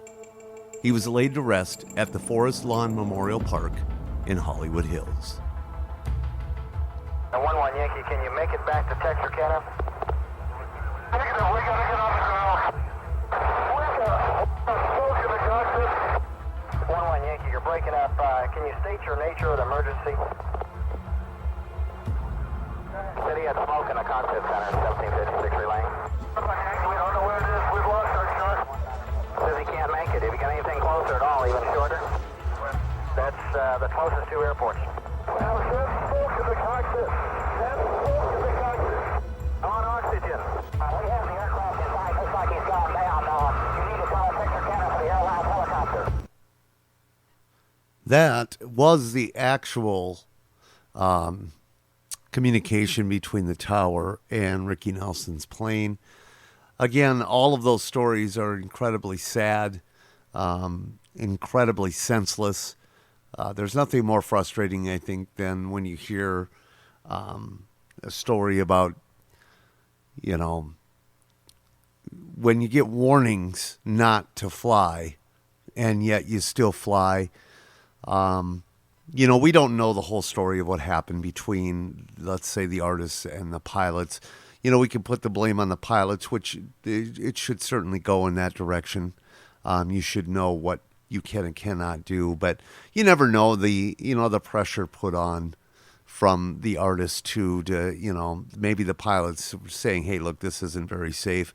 Either way, it's senseless in a way that you're taking your own life into the hands of something that is out of your control.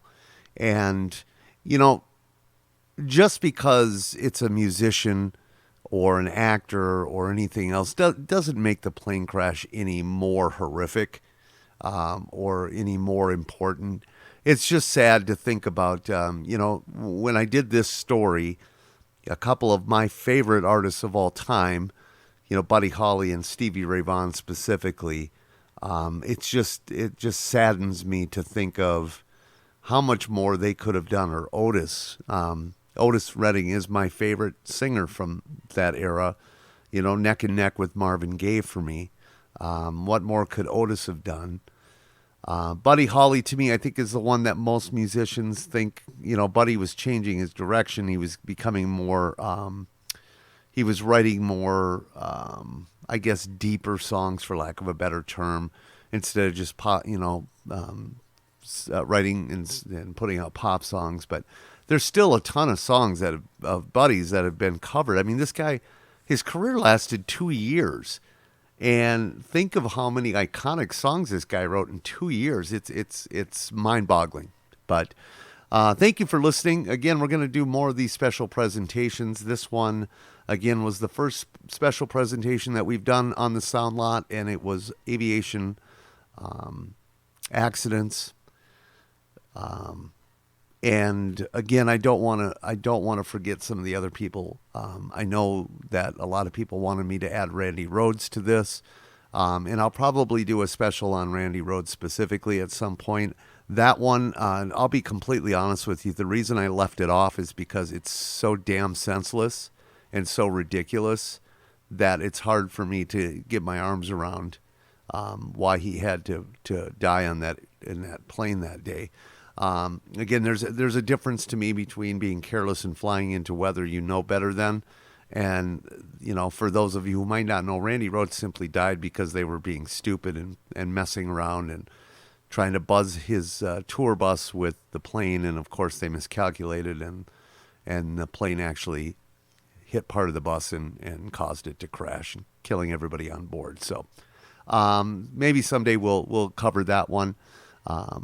But for now, I just didn't feel like I wanted to retell that story. It's just it's careless and immature, and it's too bad that we lost a great guitar player for those reasons. So we're going to move on from that, and it's time to play another game. I've got 2 more games for you guys. This is one of my favorites. We've never done this one before. On episode 1, we did not get around to it. So now is the time to figure out, am I as smart as I think I am? Now, I'll be honest with you. This is called Musical Mythbusters. Most of these, if not all of them, you should get correct. So let's get to it right now.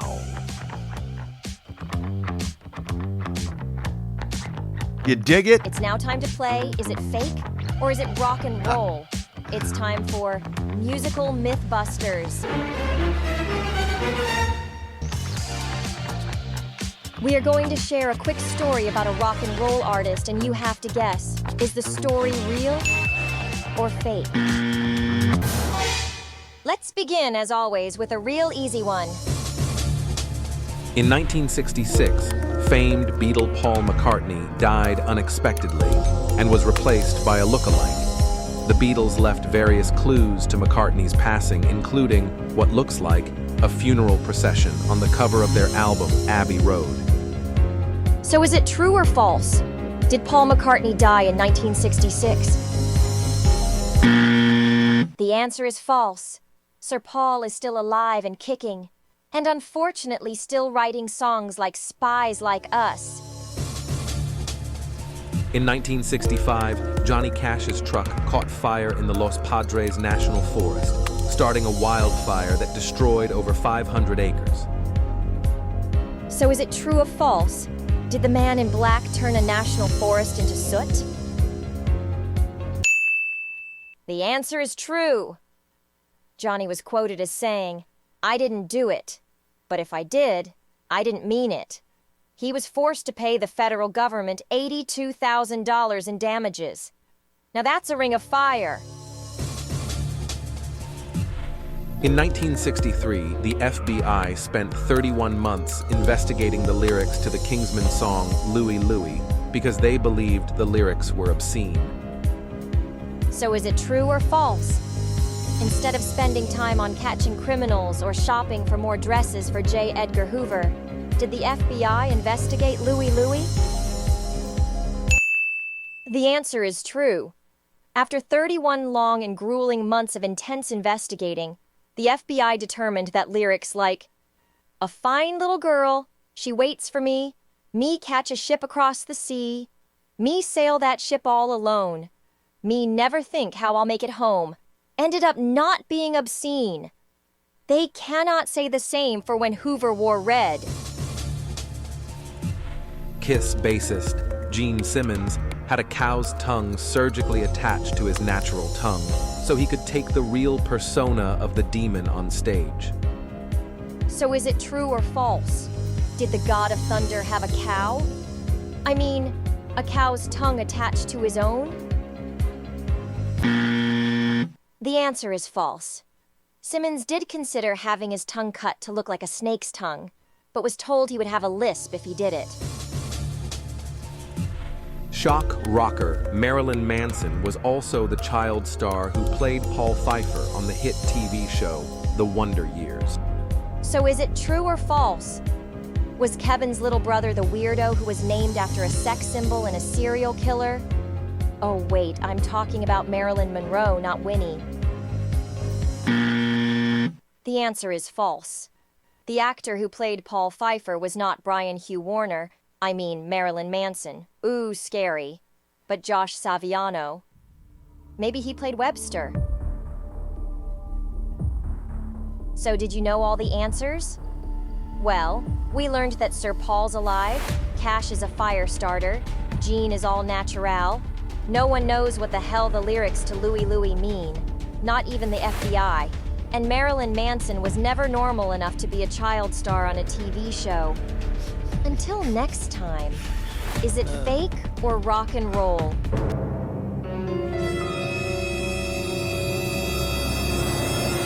I have to be honest with you, I really love that chick. She is really cool. I wish I could meet her and spend lots and lots of time with her in that smart-ass attitude. So how'd you guys do on that one? I knew all of them except for Johnny Cash. I'd never heard the story that Johnny Cash had started a massive wildfire in California.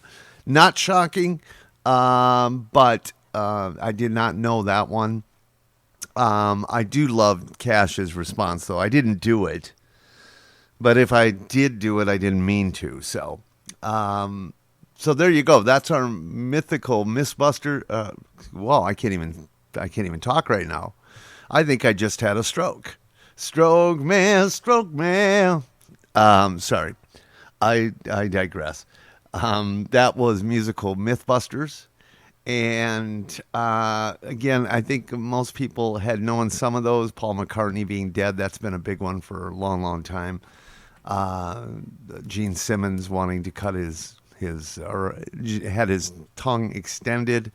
That's been a long time rumor. And then, of course, the Marilyn Manson one, which I always find funny, that people actually thought that he was on The Wonder Years. And what I love about her comment on that is he's too weird to even be a child star in a TV show, which, as we know, historically, their lives have not necessarily always been blessed after they've been a child star. So anyways, so that's it. We're going to try to do that every week, or at least every other week or every other show. We're going to try to do some musical Mythbusters for you and see if we can broaden some minds. Florence, All right, I got one more game for you, and then I think we're going to call it a day. It's been a good show. I hope you've enjoyed it. Again, subscribe if this is something that you think you would like to listen to in the future. Again, I'm going to have some guests on in the future and try to make it a little bit more in depth. I really like to do stories that people may not know, or maybe deep dive into artists and kind of give you maybe a deeper perspective of that artist, especially for young people out there who may not, as great as the internet is, there used to be a day when the record companies basically decided who we were going to listen to and who we were not. The great thing with the internet is that it has created a plethora of music that you don't have to have, with technology and recording, making it so much easier to record, and also having a format that you could share your music has really broadened the ability of people to listen to music that we couldn't in the past. Unfortunately, I think there's a flip side to that coin, and I think there's so much out there, and it's so hard to kind of corral it all into an area where you can not have to search hours to listen to what you wanted to listen to or find a new artist. I think it's almost too broad. It's like looking into the ocean and trying to find a path. So in some ways, I hope we can find like a happy medium where we can somehow find a way to catalog some of this stuff. So all these great artists coming forward in the future will have an opportunity for us to listen to their music just like the ones in the past did. So, well, you know what it's time for. I can't do a show without doing Whose Album Is It Anyway? So this is where you really got to strap on, the thinking cap, as we used to say back in the day. I'm going to give you some clues, and then hopefully you can figure out which album that we're giving you the clues for. Again, just to give you, and I know they'll give you the rules, but basically we're going to do one album from 4 decades, from the 70s, the 80s, the 90s, and the 2000s. We'll give you 6 clues, and then hopefully you can figure out, usually by clue 6, it's pretty obvious what album it is. But I hope you enjoy it. Here is, get ready. I hope you went to the bathroom. I hope you got something to drink. I hope you're ready to lock in to Whose Album Is It Anyway? Do it, baby. Do it. Oh, yo, baby. Ladies and gentlemen, can I have your attention? Yeah. I want to invite you all as my intention. Yes, sir. It's a real fun game. That's what the neighbors say. Uh-huh. It's called Whose Album Is It Anyway? So this is how the game will go. We will choose one album from every decade from the 1970s to the 2000s. We will give you clues to see if you can figure out what album we are talking about. Each clue will make it easier to figure out. But beware. There's only 6 clues. Ladies and gentlemen, can I have your attention? I want to invite you all as my intention. It's a real fun game, that's what the neighbors say. It's called Whose Album Is It Anyway?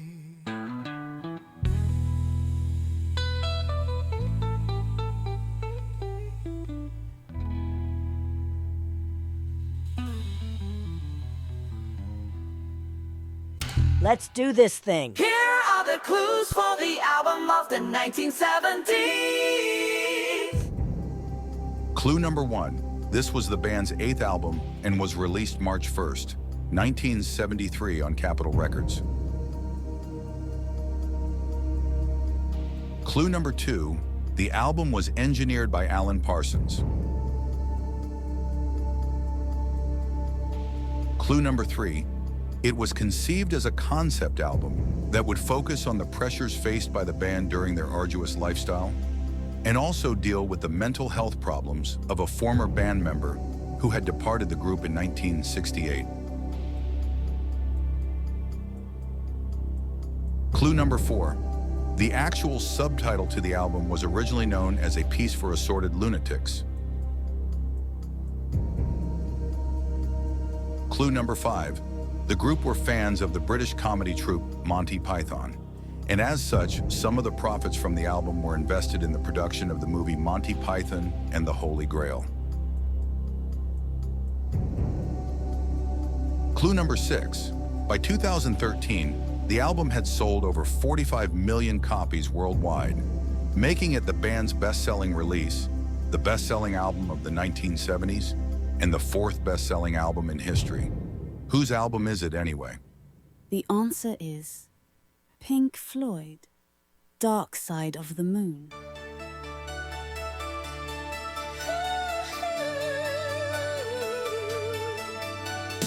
Here are the clues for the album of the 1980s.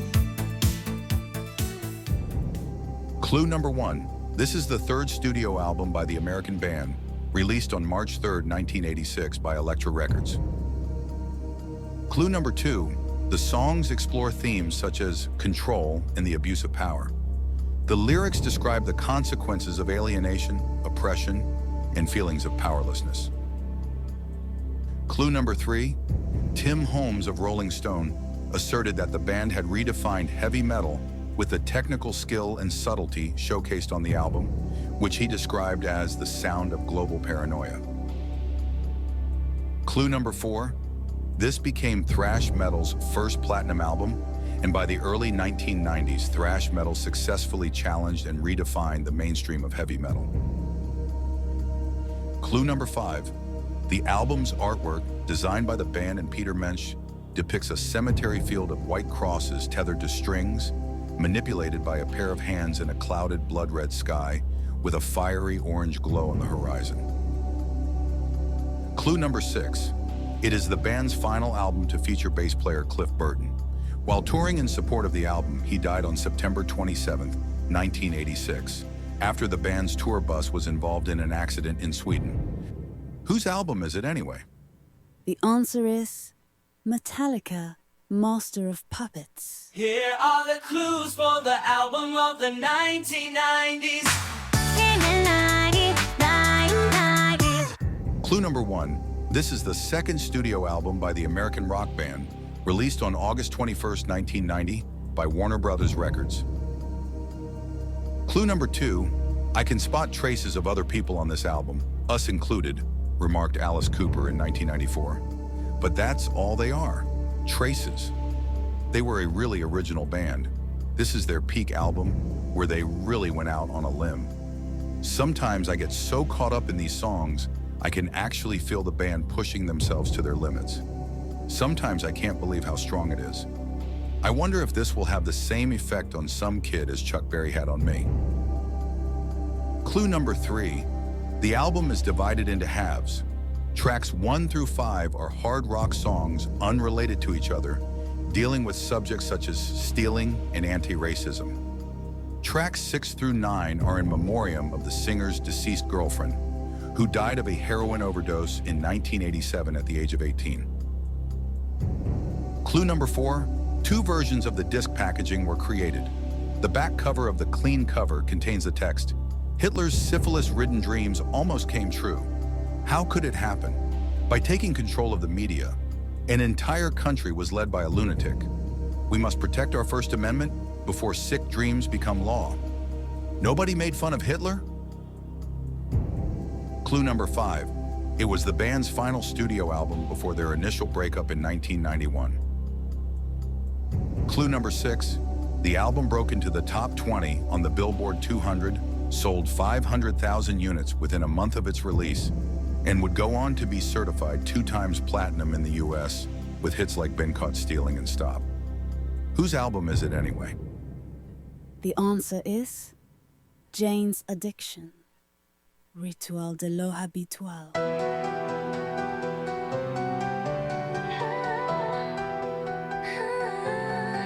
Here are the clues for the album of the 2000s. Clue number 1. This is the debut studio album by the American rock supergroup, released on November 18, 2002, through Epic Records and Interscope Records. Clue number 2, they became the first American rock band to perform an open-air concert in Cuba. Clue number 3, on March 19, 2002, the band announced they would be part of the 7th Ozfest tour that summer. But 3 days later, the singer quit the group, and the Ozfest dates were canceled. He rejoined the band 6 weeks later after some management issues were resolved. Clue number 4, the singer later said that he went through a horrible personal crisis during the making of the album, staying in rehab for 2 months and separating from his wife. He remained sober until shortly before his passing in 2017. Clue number 5, the album has been certified triple platinum by the Recording Industry Association of America. The album spawned the singles Cochise, Like a Stone, Show Me How to Live, I Am the Highway, and What You Are. Like a Stone was nominated for Best Hard Rock Performance at the 46th Grammy Awards. Clue number 6, the 4-piece band consisted of Soundgarden's lead singer and rhythm guitarist Chris Cornell, with Rage Against the Machine members, lead guitarist Tom Morello, bass player Tim Comerford, and drummer Brad Wilk. Whose album is it anyway? The answer is Audio Slave, self-titled.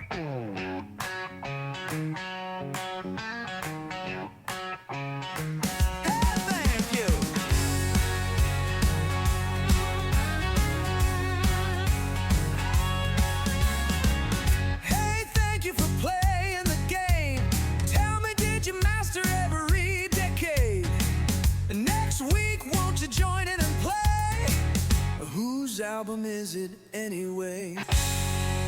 That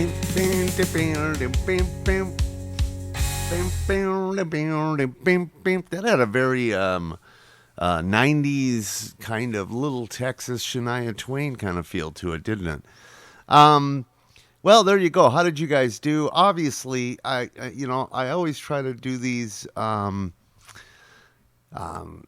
try to go back and try to figure out, okay, at what point would I have gotten, the Dark Side of the Moon? I think I would have gotten it for sure by clue 3, but I did not know that Alan Parsons actually produced that album. Of all the stuff about Dark Side of the Moon, and the interesting thing about that album is when you think of the top, selling albums of all time, you've got the, Thriller and Hotel California, all those kind of things, which are pretty broad-based appeal.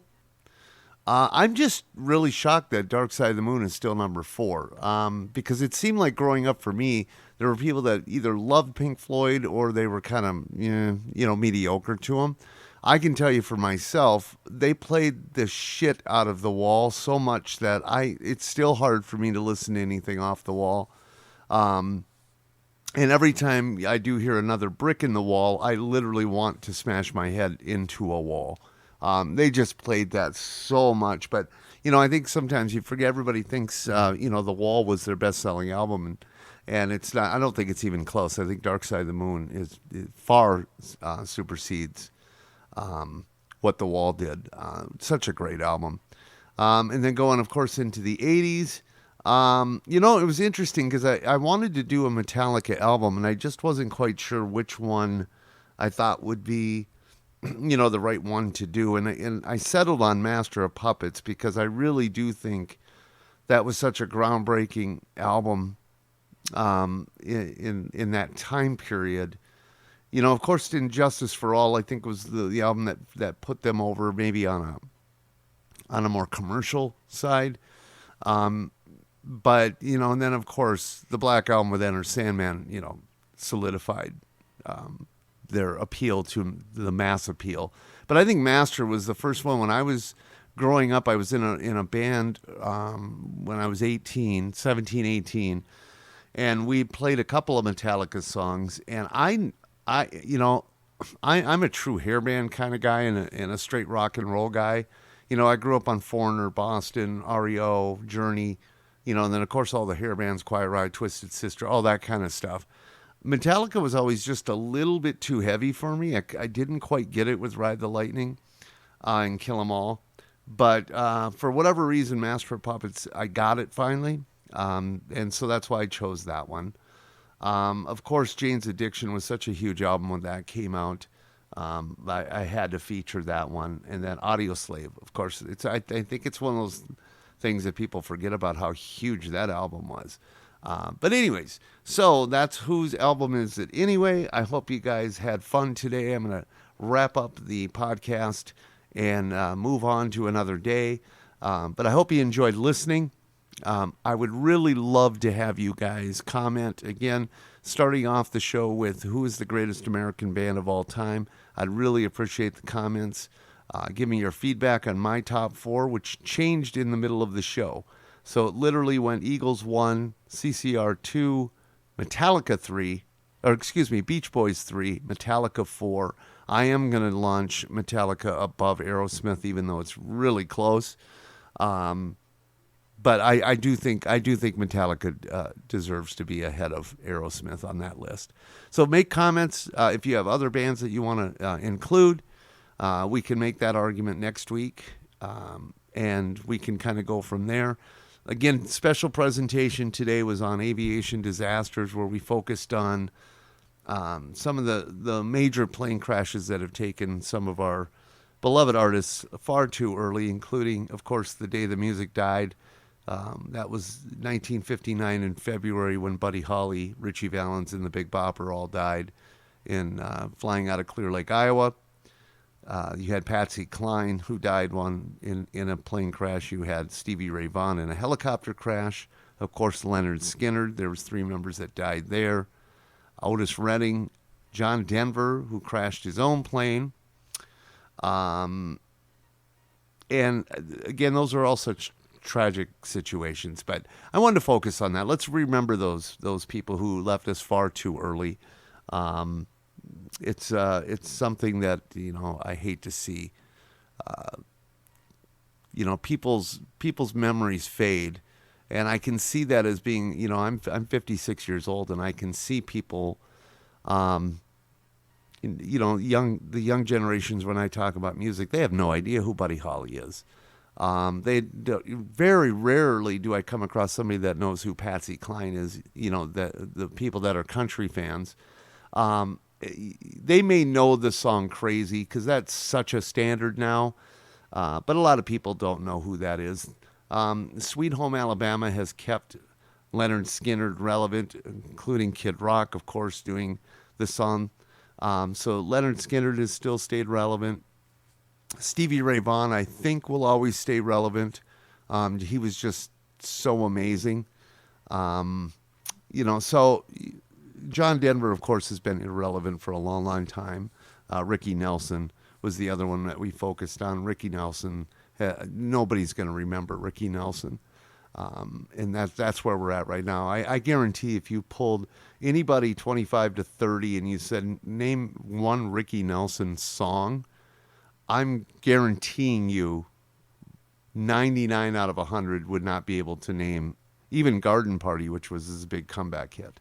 So that's part of why I'm doing this. I want to keep these people still. I want to keep their spirits alive.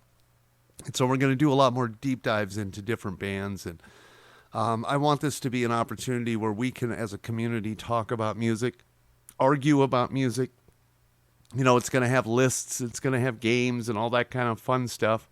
But I also want to be able to make it a little bit educational in the sense of, hopefully, I can focus on some artists that maybe either pique your interests, or if, you're a younger person and you just have no access to any of this stuff. I mean, let's be honest, there's not even access to 60s music anymore. It's pretty much classic rock is now 70s, and 80s is even starting to fade away, and it's now 90s and 2000s. So I want to make sure that those artists back in the 50s that started all of this, especially the big ones, Jerry Lee Lewis, Elvis, Fats Domino, Little Richard, Chuck Berry, all those people, Buddy Holly, that they don't die, because that music was just too fun and really groundbreaking and inspired so many people that I just want to keep it alive. And so I'm going to try to do what I can do to do that.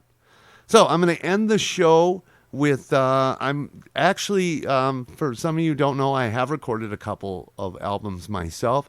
And just because, you know, I have a really big ego and I'm not ashamed at all to plug myself at all, you can go on Amazon, Spotify, wherever you buy music, and you can look for Mike Lott. And you can see some of the music that I have available to you. This is one of my favorite songs I wrote. It's actually off my very first album, Not Myself Today. And a good friend of mine, Jeremy Loretz, he always liked this song, and I think his dad liked this song. And so I want to play that for him. The song is called Somewhere. Have a great week, everybody. We'll talk to you next week. I saw a photo of you today. It was you and me out on a date. Oh my, how time has slipped away.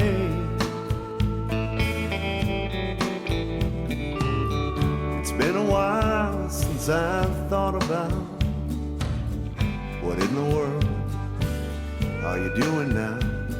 I hope that you are doing well.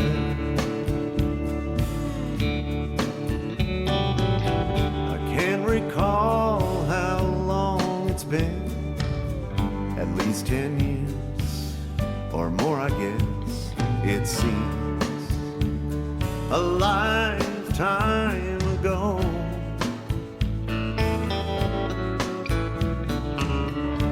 Every now and then, you see, I think back to you and me and the crazy love that we had. Somewhere out there you found someone new, and I'm just a distant memory to you. Do you ever wonder where I'm at?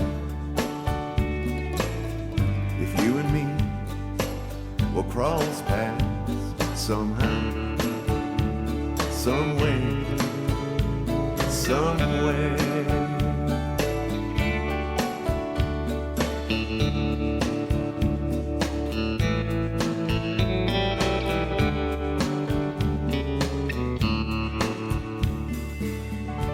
Funny how time never stops. A life goes on without a drop of reflections of how it all began.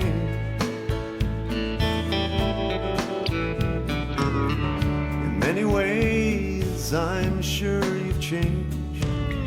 At least for me, I've surely aged. I'm not the man I used to be. Somewhere out there you found someone new, and I'm just a distant memory to you.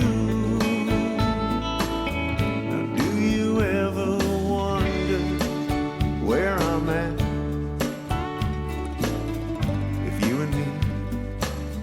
Cross paths somehow, somewhere, somewhere,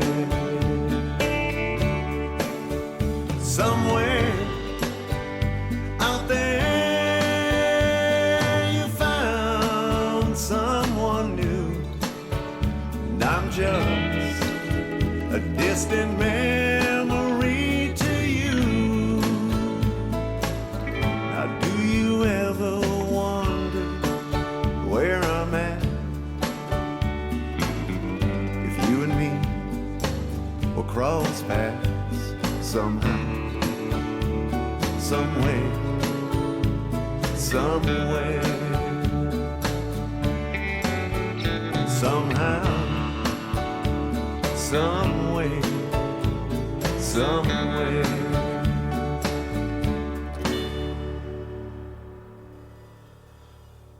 Thank you, everybody, for listening. This has been a production of the SoundLott. Have a great week.